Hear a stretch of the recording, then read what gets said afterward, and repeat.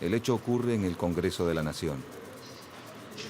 El debate en la Cámara de Senadores lleva más de un mes y transita por su momento más tenso. Lisandro de la Torre, senador nacional por Santa Fe, con su brazo extendido muestra a los presentes uno de los documentos secuestrados al frigorífico Anglo. El ministro de Hacienda, Federico Pinedo, que es uno de los interpelados, no soporta la tensión y agravia al senador. Lisandro de la Torre se levanta indignado de su banca y avanza con paso intempestivo. El ministro de Agricultura, Luis Dujau, se interpone y lo golpea. De la Torre cae de espaldas y Enzo Bordavere, también senador por Santa Fe, corre para ayudarlo. Varios disparos retumban en la Cámara del Senado. Bordavere, herido con 2 proyectiles en la espalda, gira para enfrentar al agresor. El excomisario Ramón Valdés Cora le dispara con frialdad. Otro balazo en el pecho. Enzo Bordavere se desploma frente a Lisandro de la Torre, el verdadero destinatario de las balas.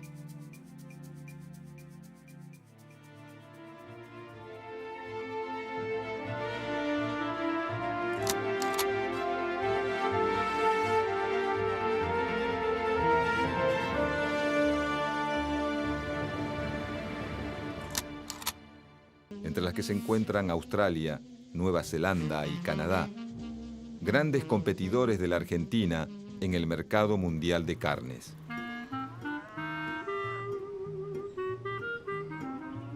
El objetivo del Commonwealth es asegurar un área comercial para la libra esterlina sin dejar lugar a su gran competidor, el dólar. Esto es necesario porque no hay un patrón internacional de intercambio de moneda, ya que el patrón oro ha desaparecido. De esta manera busca generar relaciones comerciales estables entre los miembros. La situación para las carnes argentinas en el mercado mundial es complicada.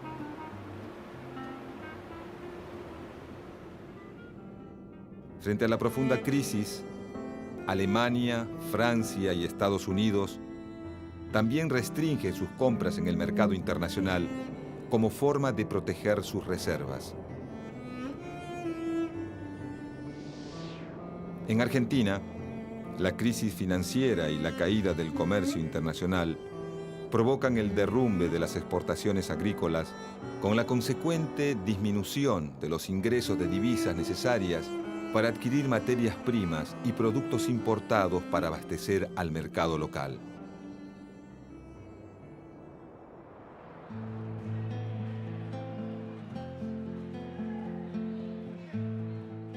El gobierno de Hipólito Yrigoyen, sin embargo, sigue con una larga tradición argentina. Y a diferencia de lo que hacen las grandes potencias, continúa con los pagos de la deuda externa, lo que provoca un fuerte incremento en el déficit del Estado. La actividad industrial busca sustituir muchos de los productos importados y lo hace, en la mayoría de los casos, intensificando el uso de las instalaciones ya existentes. Comienzan a crecer los sectores ligados a la producción de alimentos, metalmecánica, química y textil, un proceso que se desarrollará a lo largo de la década de los 30. Los grandes capitales de los terratenientes, dedicados antes a la exportación, se vuelcan ahora a la industria y a la especulación inmobiliaria. Pero también muchos propietarios de talleres y comerciantes empiezan a producir para el mercado interno. El derrumbe de los precios provoca en el campo el éxodo de gran cantidad de pequeños productores y trabajadores rurales. Estos se trasladan hacia las ciudades y en muchos casos pasan a formar parte de los planteles de obreros de las incipientes fábricas.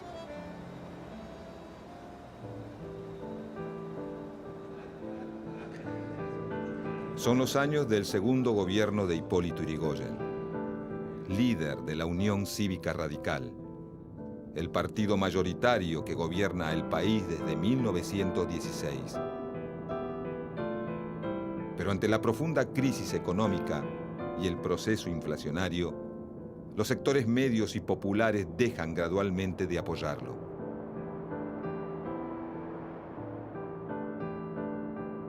Hacia 1930, entre denuncias de corrupción, renuncias masivas de miembros del gobierno y rumores acerca de la creciente incapacidad física de Hipólito Yrigoyen, el ejército derroca al presidente constitucional, consumando de esta manera el primer golpe de Estado argentino.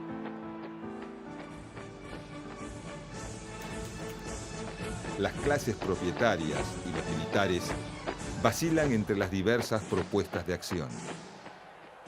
Por un lado, los nacionalistas, alentados por la propagación a nivel mundial de regímenes de este tipo, aspiran a un elitismo autoritario que acabe con el sistema de partidos.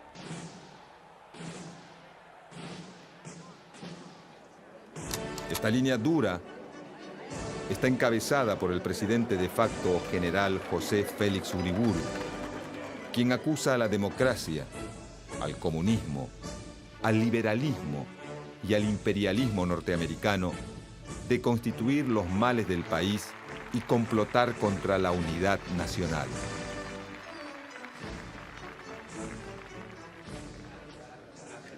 Este grupo nacionalista pretende el gobierno de una minoría proveniente del ámbito militar, amalgamada por la Iglesia Católica y no atada a intereses extranjeros.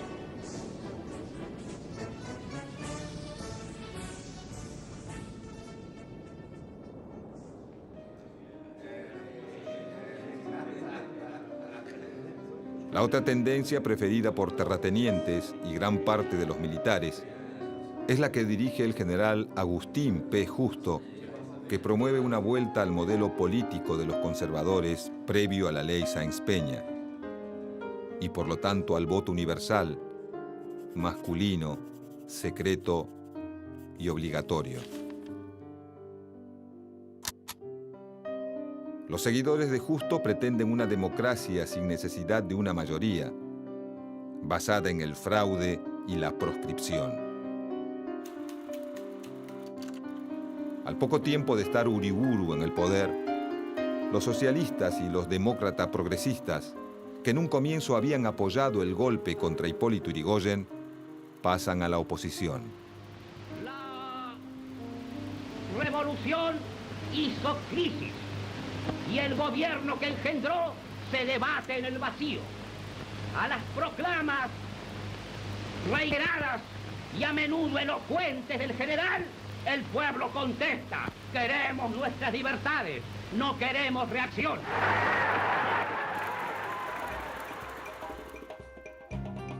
Y los conservadores fundan un nuevo partido, el Demócrata Nacional.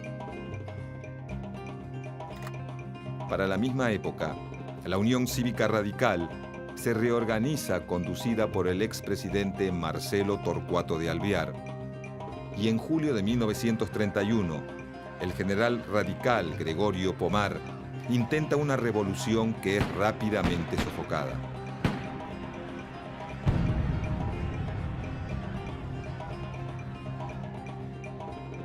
El gobierno de Uriburu utiliza el fallido intento revolucionario como excusa para apresar a toda la cúpula del partido.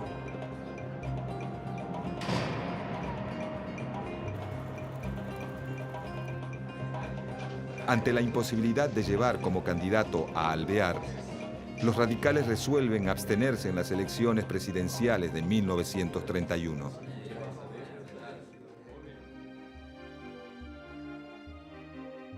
El Partido Demócrata Progresista se une al socialismo y presentan la fórmula Lisandro de la Torre-Nicolás Repetto, que es derrotada.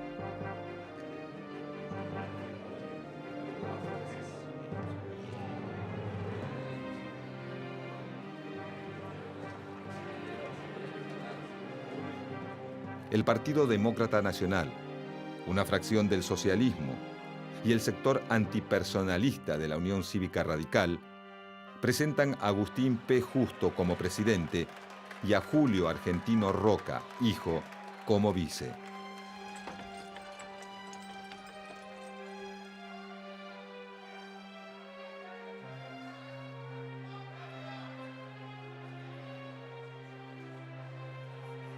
La fórmula Justo-Roca triunfa.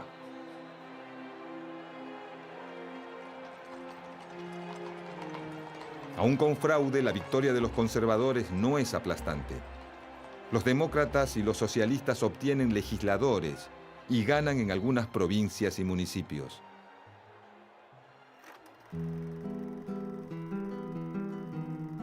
Hacia 1933, cuando empieza a notarse que la crisis iniciada en 1929 no es una más y que su profundidad alcanza niveles desconocidos hasta ese momento, el gobierno de Agustín P. Justo decide cambiar el rumbo de su política económica, nombrando a Federico Pinedo como ministro de Hacienda.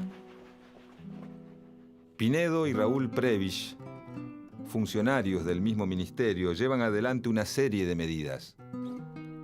Implementan el control del valor de las monedas extranjeras. Regulan las importaciones, alentando algunas y desalentando otras. Y crean los mecanismos para controlar la cantidad de dinero que circula, para poder fijar, de esta manera, las tasas de interés bancarias. En 1935, se crea el Banco Central, que será dirigido por Raúl Prebisch. Se funda también un organismo estatal para liquidar las deudas de los bancos más golpeados por la crisis.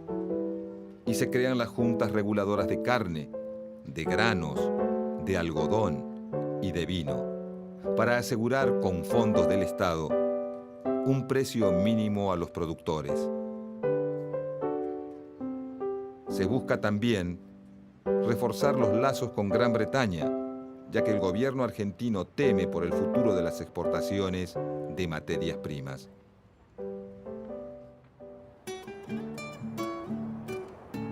El vicepresidente Julio Argentino Roca, hijo, encabeza la comisión negociadora que viaja a Londres con el objetivo de mantener un negocio que consideran imprescindible para la economía argentina: las exportaciones de carne.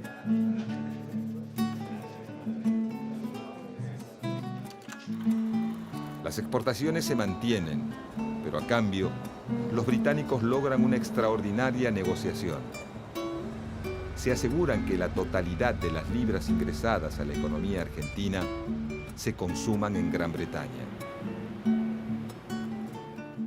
Consiguen que se continúe con los pagos de la deuda a la banca inglesa en medio de esa profunda crisis, aun cuando la mayoría de los países han suspendido los pagos de sus compromisos. Obtienen un trato preferencial para la importación inglesa de carbón y bienes, para los ferrocarriles y los textiles. Y también logran que las ganancias de las empresas británicas radicadas en Argentina puedan ser remitidas libremente a su país de origen.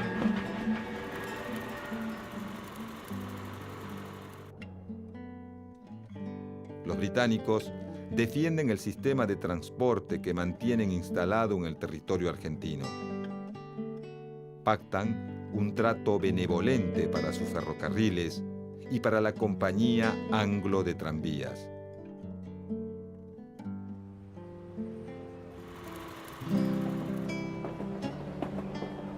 El gobierno argentino acuerda con el inglés que obligará a los colectiveros nacionales a unificarse con los tranvías en la llamada Corporación de Transporte de la Ciudad de Buenos Aires.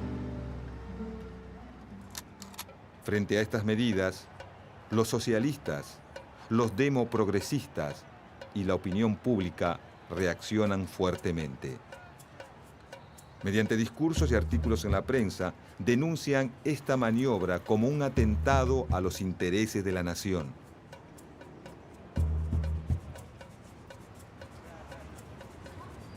Todas las medidas del Tratado de Londres llamado Pacto Roca-Runciman, le aseguran a Gran Bretaña el mercado argentino frente a la competencia de otros capitales.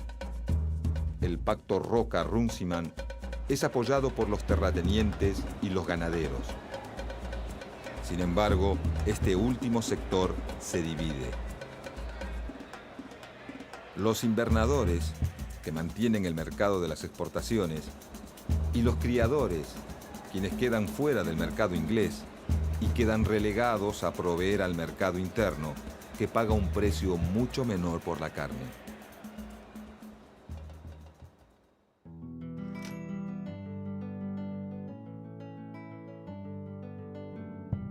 La Argentina, por su interdependencia recíproca, es, desde el punto de vista económico, una parte integrante del Imperio Británico.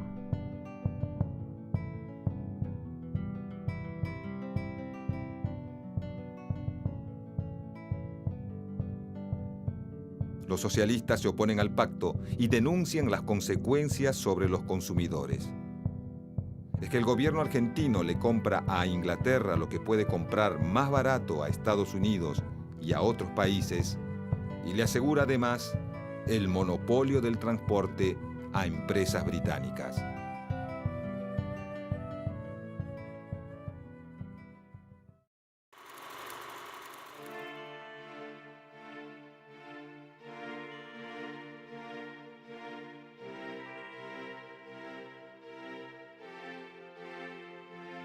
En 1914, Lisandro de la Torre funda el Partido Demócrata Progresista con la intención de aglutinar las fuerzas conservadoras a escala nacional. Aunque no lo consigue, es elegido diputado nacional en 1922, pero 3 años después se retira de la política para dedicarse a la administración de su estancia. En 1928, al ver a su partido en riesgo de disolución, retoma la actividad pública. Es nombrado senador nacional por Santa Fe y desde ese cargo denunciará el Pacto Roca-Runciman y promoverá el debate.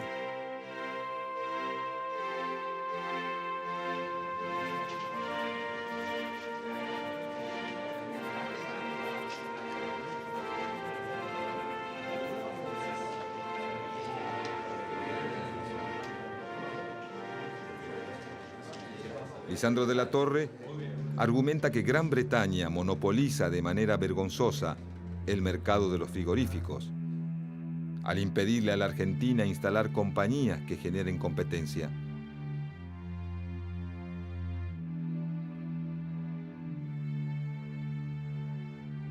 No podría decirse que la Argentina se haya convertido en un dominio británico porque Inglaterra no se toma la libertad de imponer a los dominios británicos semejantes humillaciones.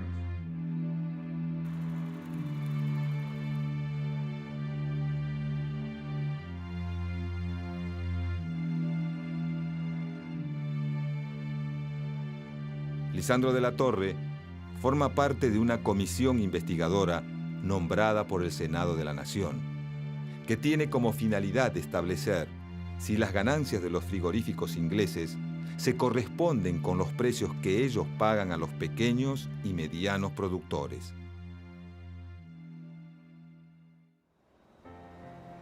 Los frigoríficos ingleses y norteamericanos manejan casi la totalidad del negocio de la carne.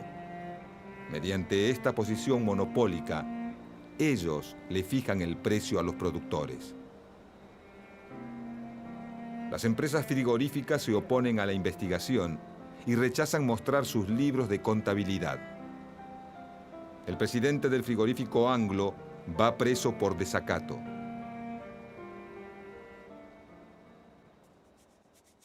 La tensión crece cuando en el Senado el socialista Alfredo Palacios aporta un dato clave.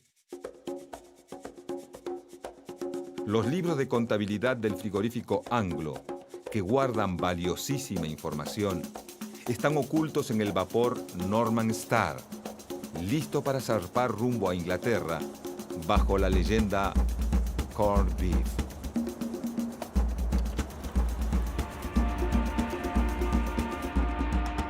Unos días después, La empresa envía al Uruguay 6 cajones con libros y papeles comprometedores para evadir el control de la comisión investigadora.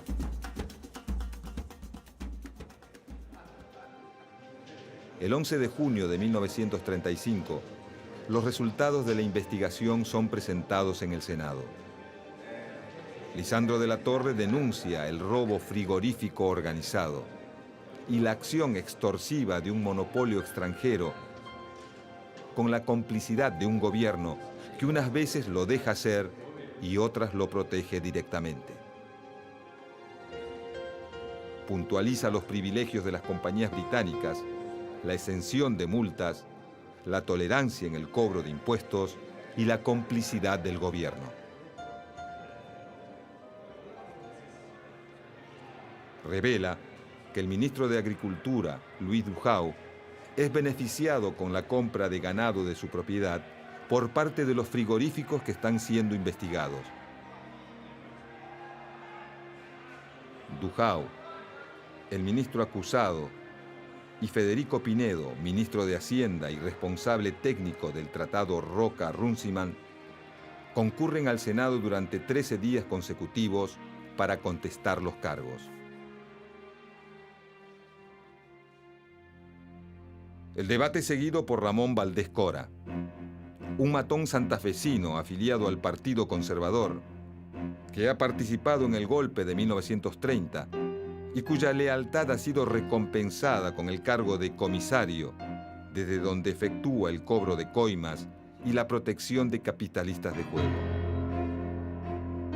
A nadie le llama la atención que el 23 de julio de 1935, Ramón Valdés Cora se encuentra en el Senado.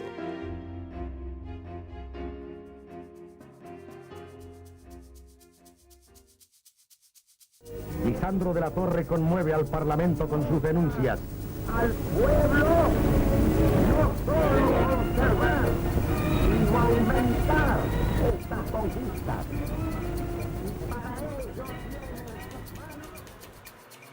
En plena sesión, Lisandro de la Torre es insultado por el ministro Pinedo y luego golpeado por Dujau. El senador por Santa Fe, Enzo Bordavere, corre en su auxilio. Valdés Cora, que estaba dentro del recinto de la Cámara, le dispara 2 veces por la espalda. Bordavere, herido, gira para enfrentar a su agresor, quien sin dudarlo le dispara otro balazo en el pecho.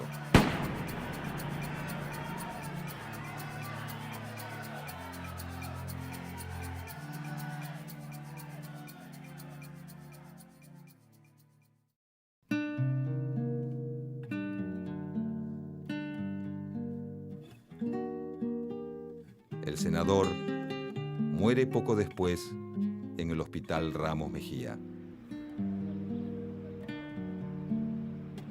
Una multitud se congrega en retiro para despedir los restos de Enzo Bordavere, que serán trasladados a Rosario. En el acto hablan Alfredo Palacios y Lisandro de la Torre, y la policía reprime a parte del público reunido. Al llegar a Rosario, unas 12.000 personas reciben al cuerpo en la estación y una multitud se acerca hasta el velatorio. En Buenos Aires, Valdés Cora declara que efectuó los disparos al creer que Bordavere agrediría al ministro Dujau.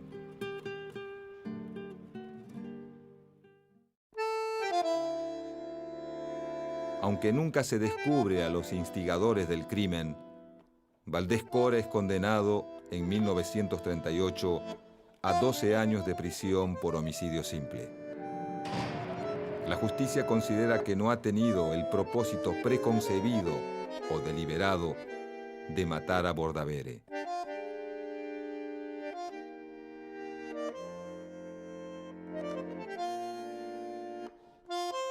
La Cámara Penal eleva la condena a 20 años, pero Valdés Cora queda en libertad por buena conducta en 1953.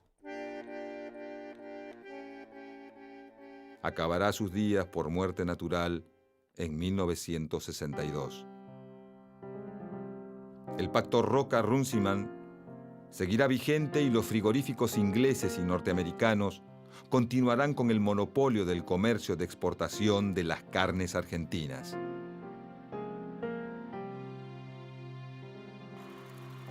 Durante este período, el Estado cumple por primera vez un papel regulador ante la situación generada por la crisis económica mundial y comprueba su capacidad de influir en la economía a través de medidas concretas que favorecen a un sector de la sociedad.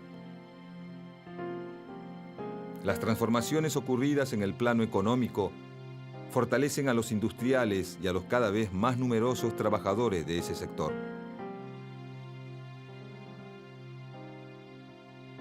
Luego de las presidencias radicales y del terror que provocan la Revolución Rusa y el ascenso del comunismo a las burguesías del mundo, la clase alta argentina no logra construir un partido conservador con un verdadero apoyo popular, pero consolida una alianza con la Iglesia y el Ejército, dos actores que pasarán al primer plano en la escena política nacional.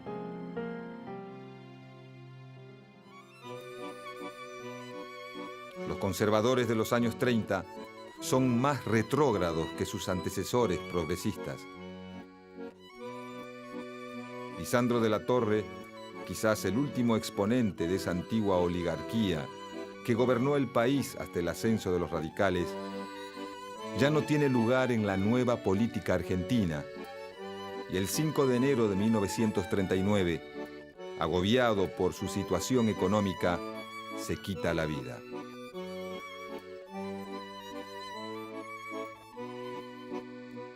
El intento fallido de asesinarlo y la muerte de Bordavere ocurrida en el Senado son la representación más clara de este oscuro período que será recordado por muchos como la década infame.